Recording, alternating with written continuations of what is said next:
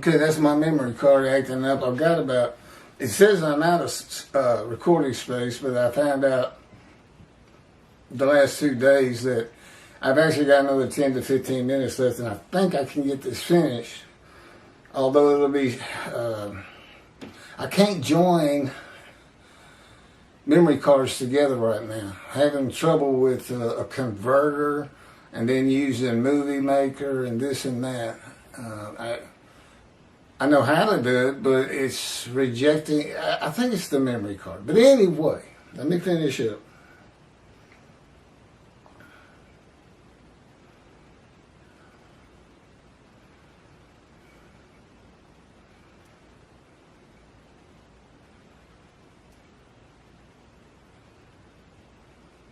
Oh no, it moved. Bear with me, didn't need this.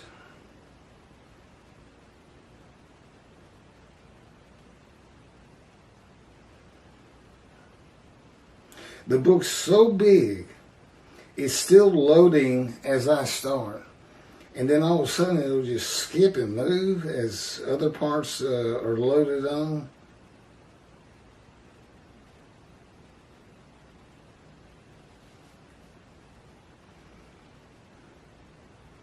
Okay, here's chapter 10 again, so I'm getting there.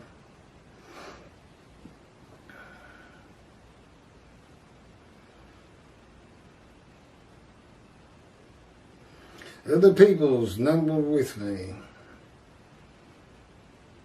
Their lifeblood bespattered my garments. His people. Okay, now I see that's going out. Oh, I'm so close with, oh, there it goes.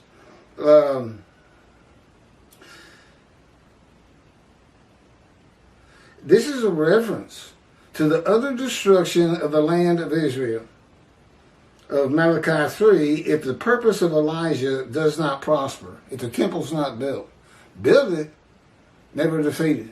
Don't build it, God's creation is going to destroy Israel someday. And he says, when I come, I am going to, if Elijah's not successful, I am going to destroy the land of Israel. But he means his creation is going to. That's what, here's the definition of God by God. Absolute power, absolute knowledge, and he is his creation.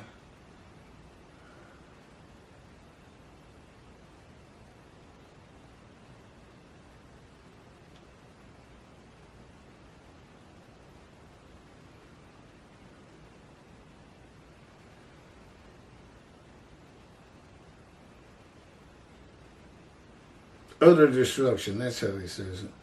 The Lord coming from Adam is mentioned by many of the prophets in the Bible. And I have a video on it. It's very interesting. It's called The Day of the Lord. And there's about 7 prophets who have their version of the Day of the Lord, but it's finalized in Malachi 3 and completely changed. Completely changed. And there's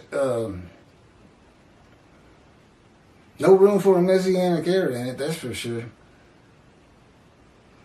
That Rabbi made up, including world exaltation of the Jewish people by Christianity, by Islam, and all the other Gentiles of the earth.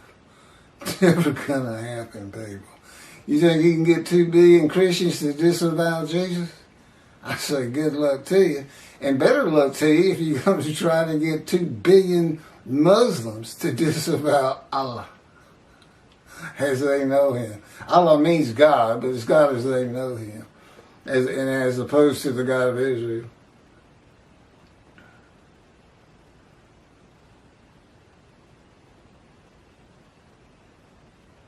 The Lord coming from Adam, okay, it's mentioned by many of the prophets. The Lord was not allowed to pass through Edom in the Exodus with Moses and the Jewish people. This is an event yet to occur. He's going to pass through, he's going to pass from Texas to Israel. Gentile lands with a prophet like Moses. Yeah, he's in Moses, just like him. Moses is a man of divine beings. I can give you 3 or 4 references in, I guess it's Exodus, but in the Torah. And Moses is also a man of divine beings, and of course he can hear God speak. And that immediately makes you a man of divine beings. Divine beings being God and the angel of God's presence, the Holy Spirit. But they just said no to the Exodus and Moses. And so if Moses doesn't go through, neither does God. And it's the same thing with God saying, I walked amongst the tents of the Israelites, of the Israelites. He went by, but Moses was doing the walking. He just happened to be within him, as he is within me. And he also fills this room. Any room I go to, the presence of God and the presence of the angel of his presence fills the room. There's a difference, though. If you're sitting in pews, audience, folding chairs, if you're in that room, this presence of both of those divine beings surrounds you. From head to toe, it just surrounds you. You are in the presence of God. And with me, the difference is they flow through me. I mean, they've got actual contact with my spirit. You know, and the divine beings are the Shekinah, God's presence, and the presence of the angel of his presence. They make up the Shekinah, and so in a sense, I am part of it. Now, this is no Trinity or anything like that. Believe me, I'm a low man on the totem pole. God doesn't do any special favors for me. Now, he's done some good things. I mean, he'll make sure I get exercise and I eat good. Lately, I've been eating too good. Time to slim down a little bit. But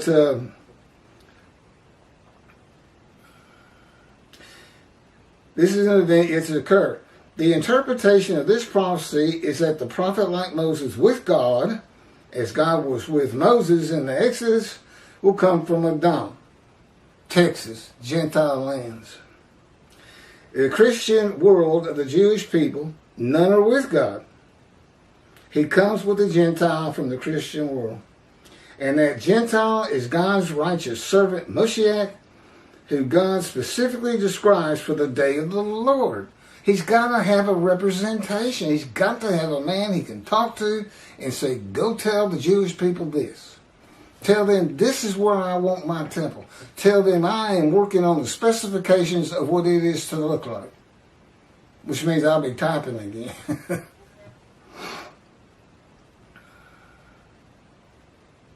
Who God specifically describes for the day of the Lord. That's Isaiah 53, is what it's for. He is God's visible representation and speaker and writer of his words, as Moses was. He is the prophet like Moses.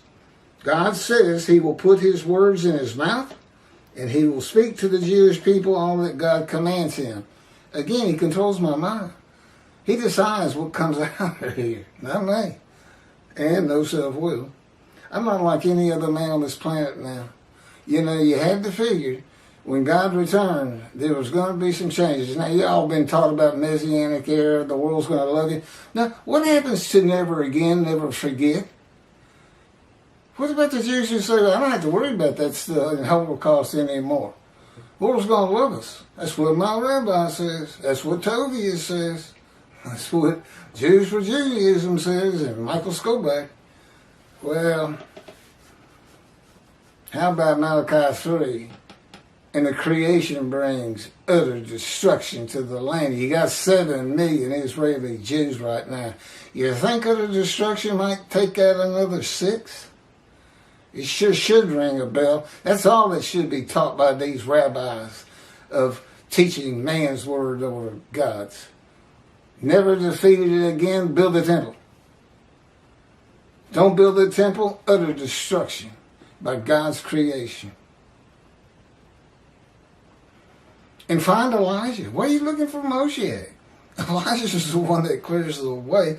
Rambam even said, we don't know if David comes before Elijah or Elijah comes before him. He said, we cannot tell from what the prophets say. So let's go study Torah instead. Well, the fact is, they're one and the same person. Moshe, the righteous servant next to many righteous, he's one of them. Elijah's supposed to recounsel the family members through Judaism and the amendment to the new covenant, to the covenant by the new covenant of Jeremiah 31. Now Moshe raised the money and the materials for the first temple. Solomon had it built, but David he pulled all the resources together for the most part. You know, it took Solomon longer to build his own home than it took to build the first temple. I think it was 10 years, his house was 12 years. I'd have liked to have seen that. And here's God. This is what I was talking about, the need to convert. I will raise up a prophet for them. He's talking to Moses. From among their own people. Okay, see, I don't fit that part. But like God said, it doesn't even matter. I mean, you're writing my words. You are a prophet like Moses. And just disregard this if you want to. Or we can convert in Jerusalem. Orthodox. You know, I don't know what will actually happen. They don't tell me anything of the future. If I can't figure something out of my own, I don't get to know. He would never tell me what another person is thinking or what they're doing because I couldn't know of my own. You know, and I still have to live the human experience, he calls it. And I'm like, why? I'm not as far from the human experience as you can get. But what it does is I still feel like Keith. They'll still have me lose stuff and, you know, make mistakes. He'll have something typed that when I'm proofing and I go, hey, this ain't right. And it's really just something that small, just to get emotion from me. You know, it's part of the fire of refinement where this is what he told Ezekiel. Ezekiel, they're not going to listen to you. They don't listen to me. He said, but I'm going to make your forehead, your face like adamant, harder than flint. He's going to toughen him up. And do not be dismayed by my people. That's a reference to emotional pain. Do not be dismayed by them. And that's what is being done in God's boot camp, his fire of refinement. Constantly pulling out emotions to the extent that after 16 years, I almost don't have any. I mean, I could still get angry, but it doesn't feel on the inside like my getting angry years ago would feel like. Totally different. It's just like cool as a cucumber, but I can still spit it out. You know, I can get going still. He will raise up a prophet for them from among their own people, like yourself. I will put my words in his mouth, and he will speak to them all that I command him. Deuteronomy, chapter 15, verse 18. Okay, next one is chapter 11, Torah, written on every heart, which I've kind of just talked about in this one. Thank you very much for listening. Tell all your friends. Who can believe what we have heard? We think it's him. He's got proofs from God that are undeniable. If it's not him, who can it possibly ever be? You know, there's no miracles to come. I'm not going to make the blind see, the lame walk, the crippled walk, and those with disfigurements not disfigured. That's afflicted by God. And again, the Jewish people have never been afflicted by God. Jesus most certainly was not afflicted by God, because if he had, that's what you have. It had to be every single Jew, either blind, crippled, lame, or disfigured. And that just never happened. No, he built 53, so it can only fit me. And notice, it's a Gentile being described in 53 when you read the other verses, like Isaiah 63 coming from Edom. Jesus is a Jew. He cannot be the man of Isaiah 53. He cannot be the anointed one of Isaiah 11 because he doesn't come from the stump of Jesse. Now, he comes from the felled ancestral tree of the kings of Judah that was banished when they lost the temple. I guess that was the second temple by the Babylonians. And the Assyrians had defeated the northern kingdom and imported Gentiles. So when the exiles, all 13 tribes, and I've got a great video on that, it gets a lot of attention. They had to go to Judah, but that's where Cyrus' declaration said to go. Go to Jerusalem, build the temple. And you of all his people, that's how he declared it. And he was a Gentile, and he was anointed. He was an anointed one. And Elijah, he's a Gentile. Elijah the Tishbite, inhabitant of Ramoth Gilead. That's east of the River Jordan, and it's Arab land. That's right, Elijah was an Arab. There's no Tishbites in any of the tribes, and when clans are mentioned, you'll never find Tishbite, and God is just screaming it at you. Elijah the Tishbite, Elijah the Tishbite, who lives in Arab land. That's what he's saying to you every time. He's crafty. I'm telling you got to be on your toes when you're reading things God writes. He's always got an agenda. He says, I always have, for every sentence, I've got 1, 2, or 3 purposes, and sometimes 4. You got to watch him like a hawk. Thank you for listening and watching.